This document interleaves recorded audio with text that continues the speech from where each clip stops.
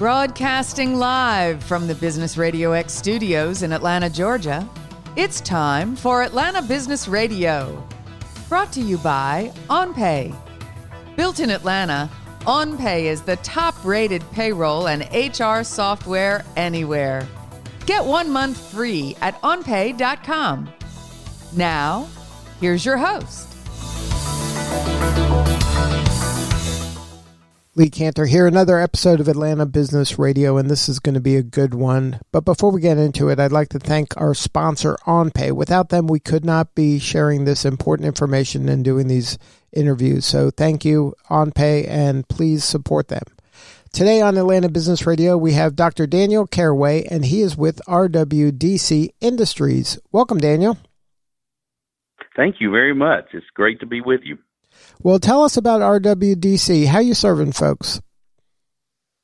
We are really focused on replacing single-use plastics in everyday articles that we use in food service and in food packaging. Our effort is to really improve people's lives and work by making materials available that are better for us in terms of our health and our safety, and enable us to do a better job being stewards of our environment. So we're really excited about the new materials that we're developing, and we have just a tremendous amount of interest in the way that we can improve people's lives and work with these better material choices. So how'd you get into this line of work?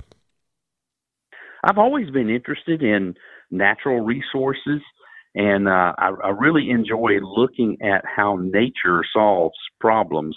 Many of the problems that you see in nature are the same kind of challenges that we have as we're trying to live our lives in a modern culture and society.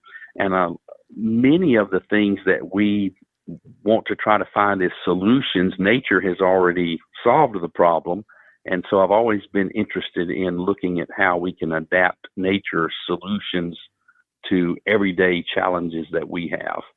So I probably spent more time in school than I should studying all that and trying to get prepared to implement some real world solutions from what we find in nature. So now what did you find in nature that helped you come up with the solution that you developed? So in this particular case, what we've actually, as a scientific community, we've known about this material for decades, actually a little over 100 years. This material that we're utilizing is a natural polymer. It's actually made by almost every living organism. Actually, we as humans make these materials in our bodies every day. And what we've done is develop a way to harvest a material that occurs naturally and do that at large scale at a price point that makes it commercially viable. So polymers are materials that are used in packaging. They're used to help us distribute food efficiently and safely. Currently, we use polymers that are derived from natural gas and oil and things that we mine from the earth. And our idea is to find polymers that are not the result of mining activities, but they're the result of naturally occurring renewable processes.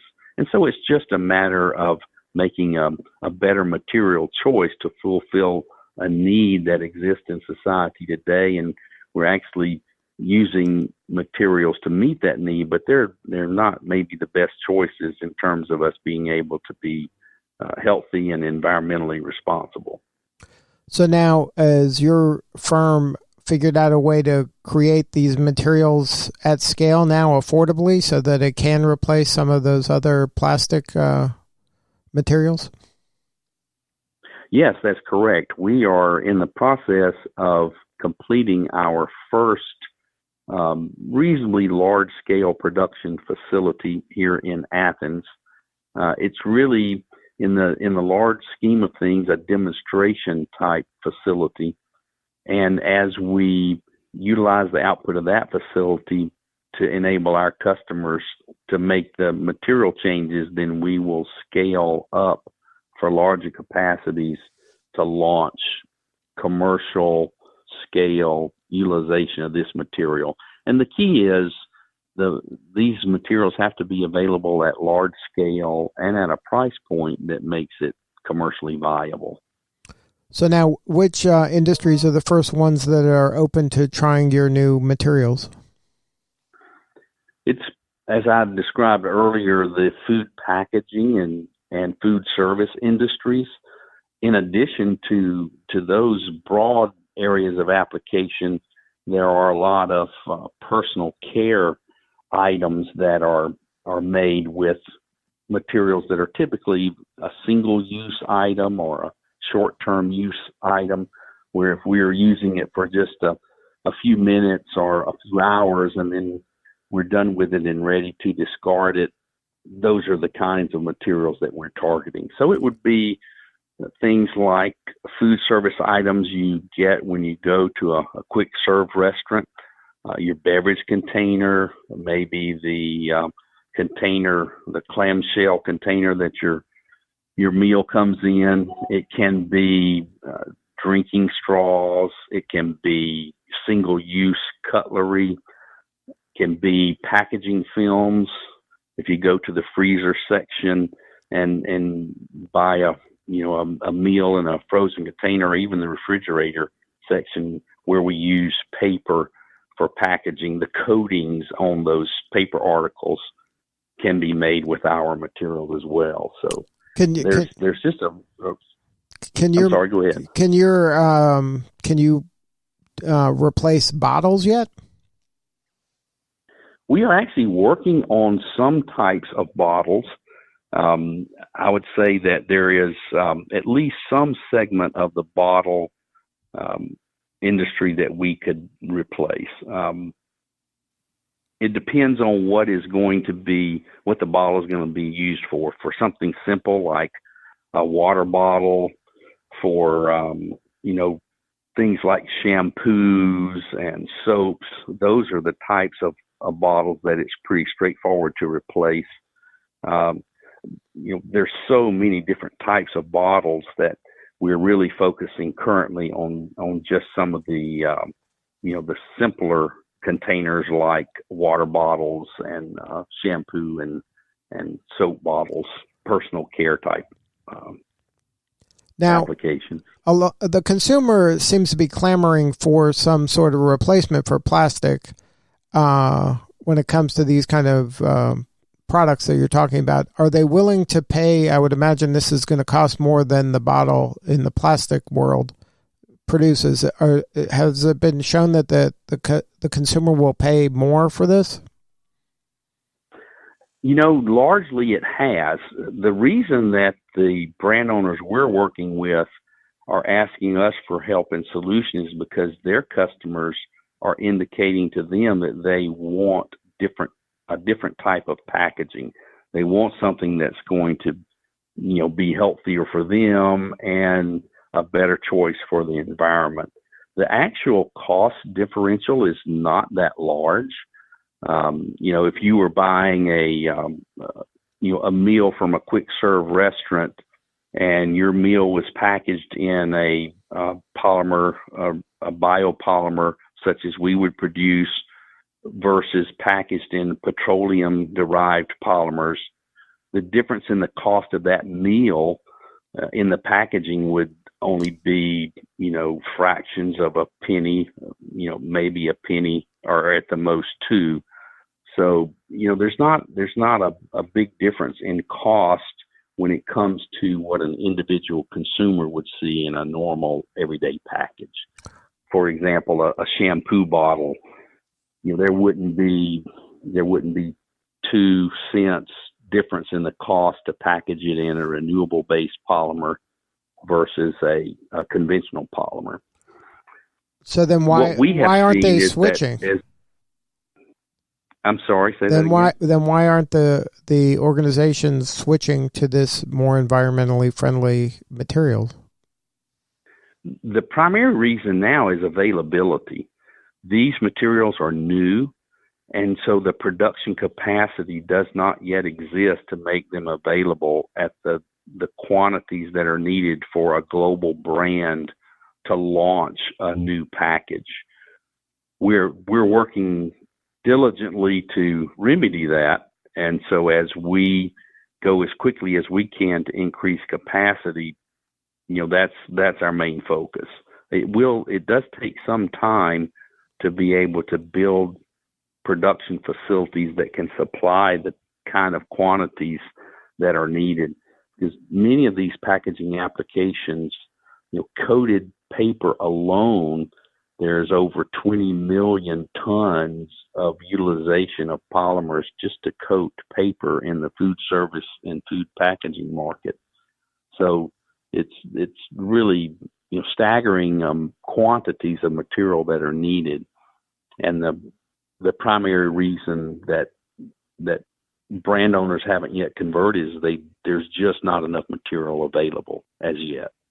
And then you've recently gotten some funding to help kind of alleviate that, I would imagine. That's correct. Yes, the funding that we've just raised is targeted toward increasing our production capacity. And then so you have companies. Is this happening now in the wild? Your product is out of kind of the theoretical stage and into actually there's actually products of yours on shelves, or what stage are you in your business growth? Yeah, we're at the development stage now. We are working with companies to develop materials that they will commercialize once we have the capacity available for them to utilize. So you can't today go and find a product on the shelf, but we anticipate that in 2021, it will become fairly common to find these type products on the shelf. And there will be small regional launches of products all throughout 2021, and then, growing pretty rapidly after that. And then, and when that happens, then this is going to have a big impact on the amount of plastics that are kind of floating in the oceans and things like that. The plastics that are currently floating in the oceans are a major issue. And, the things that we're doing are not going to directly result in removal of those materials. There are organizations that are actively working to try to remove those materials from the ocean. But we do believe that over time, utilization of these type materials that we're offering will reduce the amount of plastic that makes it into places where it doesn't belong, like the ocean or our streams or our backyards even.